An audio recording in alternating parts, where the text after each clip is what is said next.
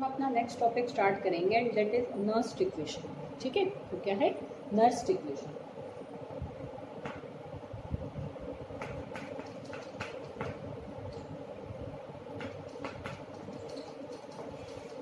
देखो Nernst equation में basically हम क्या करते हैं, देखो तुमने जैसे इलेक्ट्रोड पोटेंशियल को देखा है, हमने सेल पोटेंशियल को देखा है। ठीक है, सेल पोटेंशियल को ही हम ईएमएफ भी कहते हैं।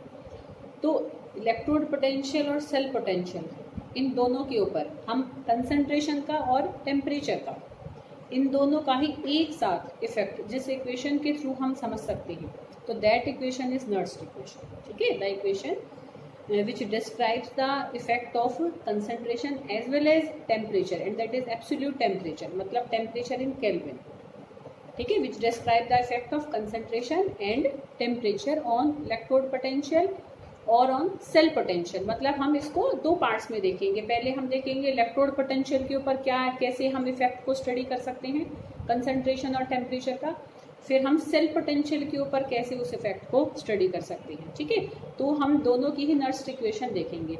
इसमें हमें कोई डिराइव नहीं करना है इक्वेशन को, इक्वेशन डिराइव्ड है ऑलरेडी, बस हमें उस इक्वेशन को जस्ट अप्लाई करना आना चाहिए किसी रिएक्शन की। ठीक है, तो देखते हैं। ठीक है, बहुत ईजी है, कोई ऐसी बात नहीं है। तो दैट इज नर्स्ट इक्वेशन। तो सबसे पहले हम अगर उसको इलेक्ट्रोड पोटेंशियल के ऊपर अप्लाई करेंगे तो हम पहले हाफ रिएक्शन कंसिडर करें, क्योंकि देखो जो हमारा इलेक्ट्रोड पोटेंशियल है वो या तो रिडक्शन पोटेंशियल होगा या ऑक्सीडेशन पोटेंशियल होगा। ठीक है, तो या तो हम रिडक्शन हाफ रिएक्शन को कंसिडर करें या ऑक्सीडेशन हाफ रिएक्शन को करें।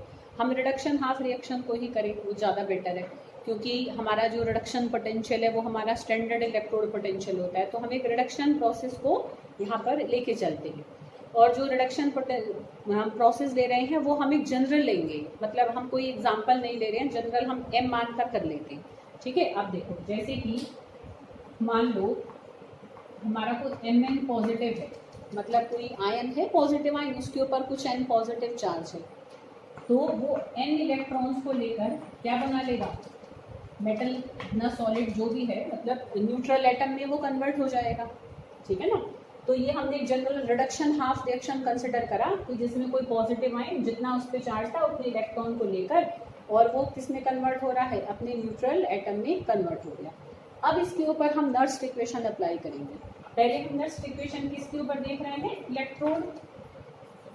इलेक्ट्रोड पोटेंशियल के ऊपर देख रहे हैं। अब देखो मैंने नॉट नहीं लगाया है, क्योंकि नॉट की वैल्यू तो देखो फिक्स है, उसके लिए तो हम कंसंट्रेशन भी फिक्स कर लेते हैं कि 1 मोलर कंसंट्रेशन हो, 298 केल्विन टेम्परेचर हो, है ना।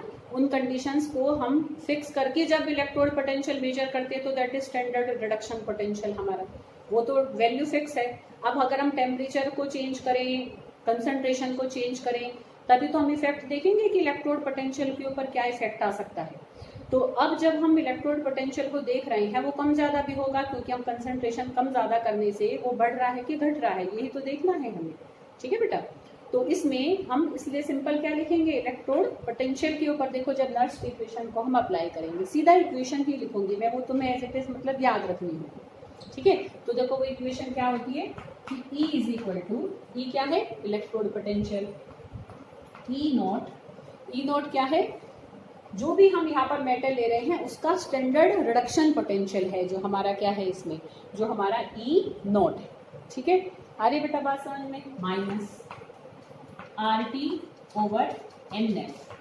अब मैं सबका बताती हूँ क्या है, और यहाँ पर Ln, ऊपर देखो प्रोडक्ट की मोलर कंसंट्रेशन, नीचे रिएक्टेंट की। जैसे हम जब law of chemical equilibrium apply करते थे 11th में, तो ऊपर प्रोडक्ट आते थे ना, नीचे रिएक्टेंट आते थे, ऐसे ही होगा यहाँ पर। तो ऊपर तो क्या आ जाएगा, मेटल है, मतलब जो भी हमारा न्यूट्रल एटम है उसकी पता है ना, स्क्वायर ब्रैकेट का मतलब हमेशा क्या होता है, मोलर कंसंट्रेशन। ठीक है, और अपॉन में हमारा क्या हो जाएगा, Mn पॉजिटिव, उसकी भी क्या, मोलर कंसंट्रेशन। तो ये हमने नर्स्ट इक्वेशन अप्लाई करी किसके ऊपर, इलेक्ट्रोड पोटेंशियल के ऊपर। अब जिसमें E नॉट क्या है, उसी ही एलिमेंट का स्टैंडर्ड रिडक्शन पोटेंशियल है, जो हम इलेक्ट्रोकेमिकल सीरीज में से देख लेते हैं। R क्या है, गैस कांस्टेंट है, जिसकी वैल्यू देखो R की हमें पता होती है, कितनी होती है, 8.314। ठीक है, जूल पर केल्विन। T क्या है, हमारा एब्सोल्यूट टेम्परेचर होता है, मान लो अगर 25 डिग्री सेंटीग्रेड है चेंज करना है तो हम उसकी वैल्यू पुट कर देंगे, ठीक है। बट मान लो हम ये मानकर चले, मान लो काम हमारा 298 केल्विन पर हुआ, तो एक बार को हम T भी पुट करके ना इसको थोड़ा इक्वेशन को हम सिंप्लीफाइड भी एक बार कर लेते हैं। F क्या है, फेराडे कांस्टेंट है, इसको अभी हम फेराडे को आगे भी पढ़ने वाले हैं इस यूनिट में। तो F की वैल्यू है हमारी 96500 कूलम, ठीक है बेटा। अच्छा, अब ln को हम यहाँ log से रिप्लेस करेंगे। ध्यान करो, जब हमने काइनेटिक्स में फर्स्ट इक्वेशन को डिराइव किया था वहां भी ln आया था, तब मैंने तुम्हें बताया था ln तो log to the base e होता है, तो उसकी वैल्यू हमारे पास बुक्स में या log टेबल में अवेलेबल नहीं होती है। तो हम इस ln को चेंज करते हैं log वाले में, log टू द बेस 10 वाले में। तो जब हम ln को log में चेंज करेंगे तो एक और भी आता है ना बेटा नंबर, कि हम उसको 2.303 से मल्टीप्लाई करते हैं। ध्यान करो, तुम्हें मैंने इसे बताया था कि ln is equal to 2.303 into log। तो उसकी वैल्यू को भी अगर मैं यहाँ पर पुट करूँ और इन सब की वैल्यू को भी पुट कर दूँ, पुट करके सारा सॉल्व करेंगे ना बेटा, तो देखो ये नंबर निकल कर बचेगा, E is equal to E naught minus 0.0591 upon में n। n क्या है अभी बताते हैं। और यहाँ पर क्या आ जाएगा, log।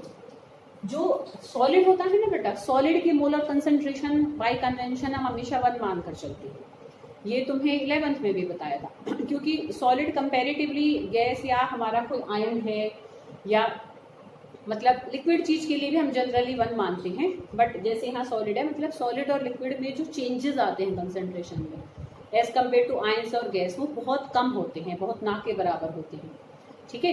तो इसलिए हम उसकी मोलर कंसंट्रेशन को बाय कन्वेंशन 1 मानकर चलते हैं। तो इस पूरे की जगह हम यहाँ पर क्या लिख सकते हैं, 1 लिख सकते हैं। और इसकी जो भी कंसंट्रेशन हमें गिवन होगी हम उसको पुट कर लेते हैं। इसकी भी न्यूमेरिकल्स हैं, ठीक है, जिसमें तुम्हें फिर से लॉग देखना आना चाहिए, जो तुम पहले कर चुके हो वैसे तो, है ना। भूल गए तो फिर से पूछ लेना, जहाँ नोट किया है वहां से देख लेना। तो देखो ये हमने नर्स्ट इक्वेशन करी किसके ऊपर, नर्स्ट इक्वेशन हमने देखी फॉर इलेक्ट्रोड पोटेंशियल, ठीक है बेटा। एन क्या है, एन है number of electron taken by it's 1 ion, ठीक है, कि इसके एक आयन ने कितने इलेक्ट्रॉन लिए। अब जैसे यहाँ पर M2 पॉजिटिव होता है तो ये 2 इलेक्ट्रॉन लेता ना, तो n की वैल्यू क्या हो जाएगी, 2। तो n क्या है, number of electrons taken by that species, ठीक है। और वो भी कितने नंबर में, मतलब उसकी एक स्पीशीज ने कितने नंबर ऑफ इलेक्ट्रॉन्स के एक मोल ने कितने नंबर ऑफ इलेक्ट्रॉन गेन किए इन अ बैलेंस्ड केमिकल इक्वेशन। समझ में आ रही बेटा बात। तो वो हम यहाँ पर जो भी मतलब यहाँ पर हम इलेक्ट्रॉन का नंबर रखेंगे वो हम यहाँ पर n की जगह रख देते हैं, ठीक है। तो ये हमने देखा। देखो यहाँ से हम इफेक्ट भी देख सकते हैं कंसंट्रेशन का। देखो तुम यहाँ से जैसे टेम्परेचर इसमें शो हो रहा है तो तुम देख सकते हो ना कि अगर हम टेम्परेचर को बढ़ाएंगे तो यहाँ माइनस साइन है, तो टेम्परेचर के बढ़ाने से क्या है, इलेक्ट्रोड पोटेंशियल हमारा कम होता चला जाएगा, ठीक है। ये देखो हम यहाँ से टेम्परेचर का इफेक्ट देख सकते हैं। अगर हम कंसंट्रेशन का इफेक्ट देखें, देखो आयंस का देखें, अब ध्यान से देखना बेटा कि अगर मैं इनको बढ़ाऊंगी, ठीक है, तो बताओ ई बढ़ेगा घटेगा। अब सोचो जरा, तो देखो ये आ रहा है नीचे, तो तुम कहोगे डिनोमिनेटर में तो इन्वर्सली प्रोपोर्शनल होगा, तो इसको बढ़ाएंगे तो ये घटेगा। डिनोमिनेटर में तो है बेटा, पर तुम ध्यान से देखो यहाँ माइनस साइन भी तो है। समझ रहे हो कि कोई चीज एक तो अपॉन में है, अब माइनस में आ रही है तो वो वैल्यू छोटी होती जाएगी, पर माइनस में अगर कोई नंबर छोटा हो रहा है तो एक्चुअल में तो वो नंबर बड़ा हो रहा होता है भाई, उसकी एक तरीके से क्या है, वैल्यू तो ज्यादा होती है। समझ लो बेटा। तो क्योंकि आगे माइनस साइन भी है और डिनोमिनेटर में है, तो दोनों मिलकर उसको क्या कर देंगे, एक तरीके से डायरेक्टली प्रोपोर्शनल बना देंगे।